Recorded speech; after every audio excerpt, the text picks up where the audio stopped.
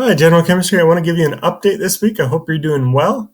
And we're almost in our last week. This is our last 3 weeks of school that we're going to have new material on. I want to just give you an update for what's our plan moving forward and what we're going to be doing.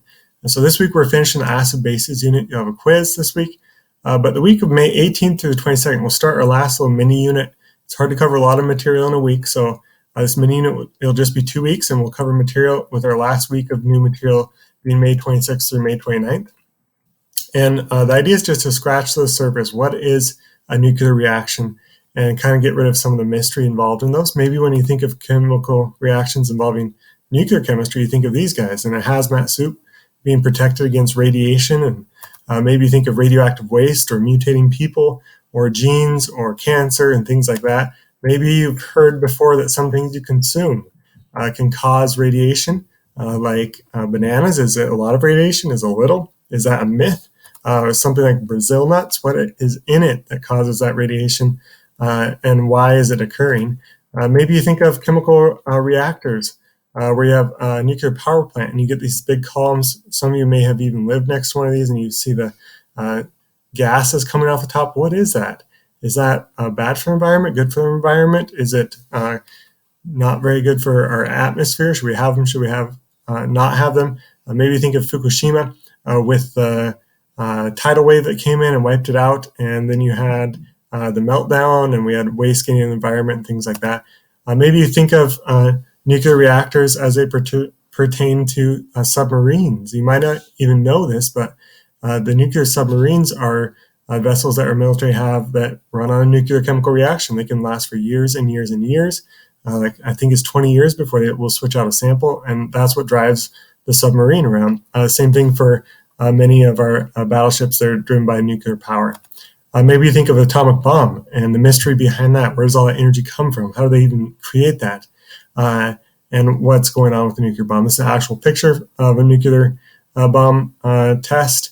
Maybe think of nuclear medication, chemotherapy, or treatments to try to identify things that are going wrong in the body.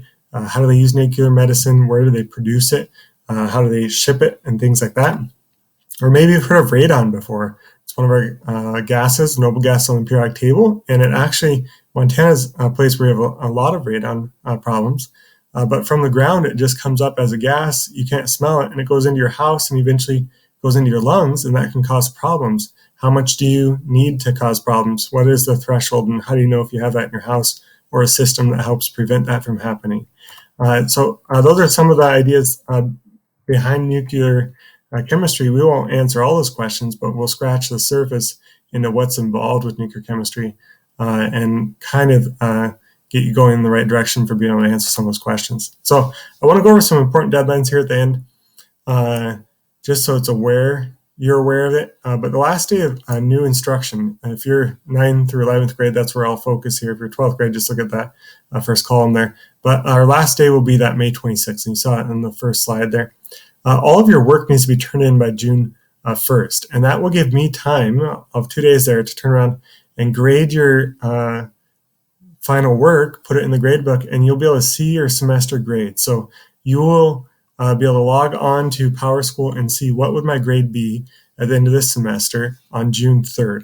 Then June 3rd through June 5th, you'll get to choose option 1 or option 2 for your grade choices. And if you aren't aware of those yet, I'll talk about them here in a second.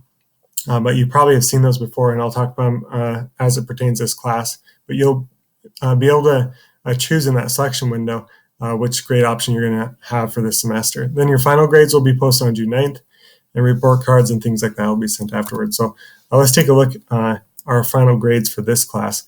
What do I recommend? Everyone's currently receiving a letter grade. So your default option is to get the letter grade.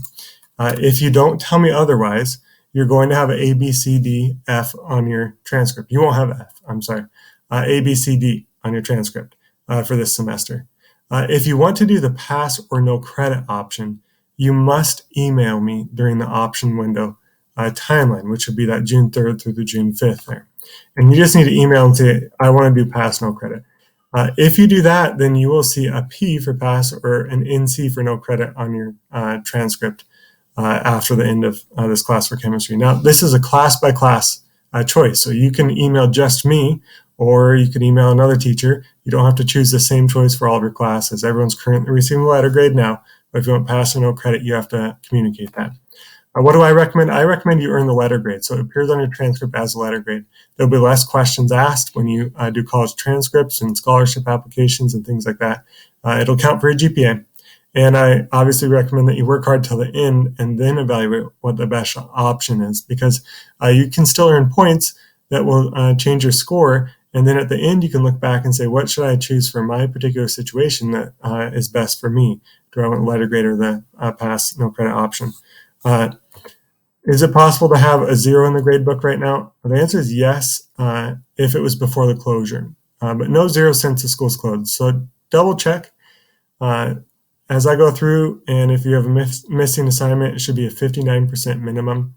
If you see a 0 there after school closure, make sure you let me know, but there shouldn't be any in the grade book right now. What if you failed third quarter? What are your options then? Continue to work to bring your grade up, because you could get a passing grade there and do the A, B, C, D option. But then once you get that final grade on June 3rd, evaluate your options.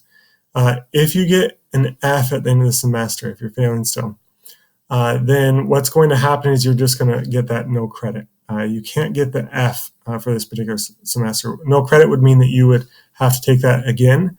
You wouldn't get credit towards your graduation requirements for the science class for the second semester, and you'd have to take another science class for that, or retake chemistry. So if you get to the end and maybe you brought your grade up to a D and you didn't want that D on your transcript, you have the option of choosing the pass or no credit as well in that open window of time. What if you fail fourth quarter? What are your options? Wait until you see your final grade on June 3rd. Fourth quarter has less impact than your third quarter on your grade, just because there's less scores going in. And so you might not see as big of a change on your overall semester grade as you expect if you're not doing as well in fourth quarter as you thought. And then at the end, again, you can see your final grade and then communicate to me in the option window if you didn't want the default of the letter grade option. If you're doing AP chemistry next year, I just want to make a side note for those. Will you still be prepared? Should you switch classes, or should you still plan on taking it? The answer is yes, you will be prepared, and yes, just plan on taking it again, because you're not going to be the only one. We are going to spend more time on the units that were skipped over this year in general chemistry and AP chemistry next year to cover that.